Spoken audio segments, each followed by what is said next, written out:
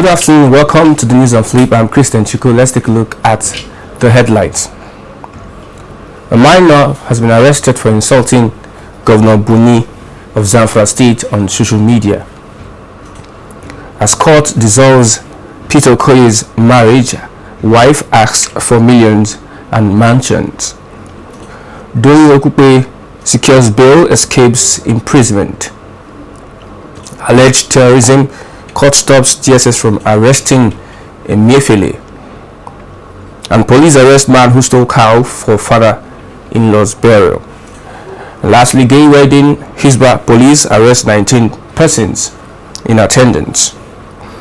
Let's take a look at the news in detail. A 16-year-old boy has been arrested for allegedly insulting Yobe State Governor Malabuni on social media. The boy was arrested on December 11, 2022, but it became the public knowledge on Monday following the alarm raised by the minor's father, Garba Isa.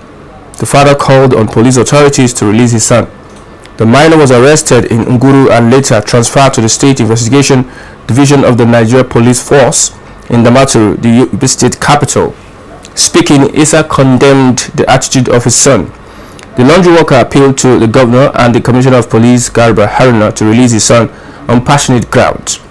I regret what my son did. I am nobody, an ordinary laundryman. What my son Umar did was totally wrong. I appeal to Governor Mai Malabuni and the police on passionate grounds to forgive my son and release him, he said.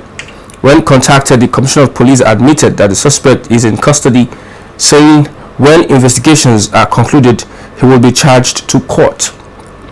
When we conclude our investigation, he will definitely be charged to court. People are using social media to insult and tarnish people's character. The society needs to be sanitized, the CP said. And over to Peter Okoye's marriage, an Abuja High Court has granted Anita and her estranged husband Okoye divorce.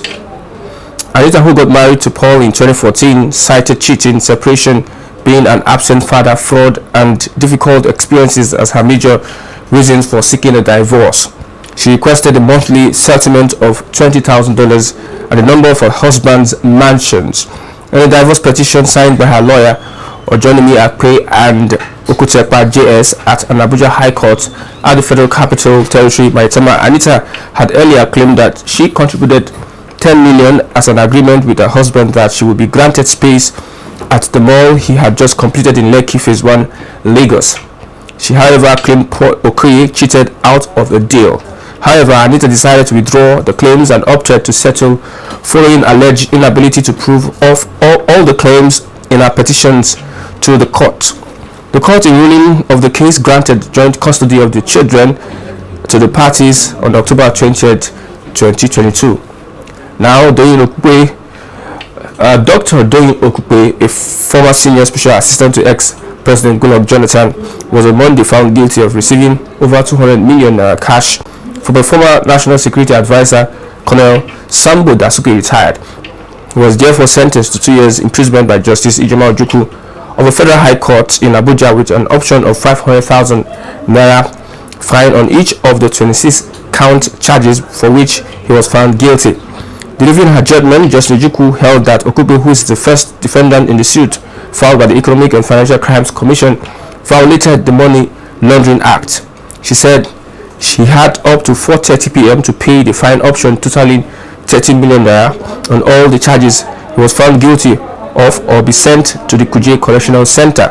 Justice Ojukwu, in sentencing Okupe, considered the pleadings for leniency from the convict's wife, Omolola, and his son, Adesukomi, while stating that the Money Laundering Act provided that no individual or organization shall receive any sum above 5 million and 10 million naira respectively without passing through a financial institution.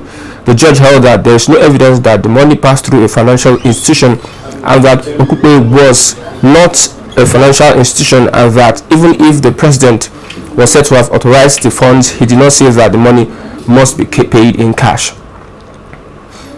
Now, on DSS and the Central Bank Governor, the Chief Judge of the Federal High Court, Justice John Tosho, has declined an application by the Department of State Services DSS to arrest and detain the Governor of the Central Bank of Nigeria, Mr.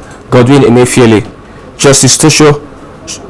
Justice Soho, while declining the motion ex parte filed by an applicant in the absence of the respondent, said the secret police did not provide any concrete evidence to substantiate its claims that Emefiele was involved in terrorism, financing, and economic crimes. At the proceedings, the judge noted that the name of the respondent was given simply as Godwin Emefiele without a material disclosure that he is the same person as the CBN governor. Justice Soho therefore refused to entertain the suit until credible evidence is brought before the court as to the reason why the court should grant the request. The move by the DSS comes after recent controversial decisions of the CBN to redesign the 200 naira, 500 naira, and 1000 naira notes as part of the measure to reduce the quantity of cash outside of its control and discourage certain criminal activities such as kidnapping for ransom. It also follows its announcement of a new policy limiting cash withdrawals for individuals and corporate bodies.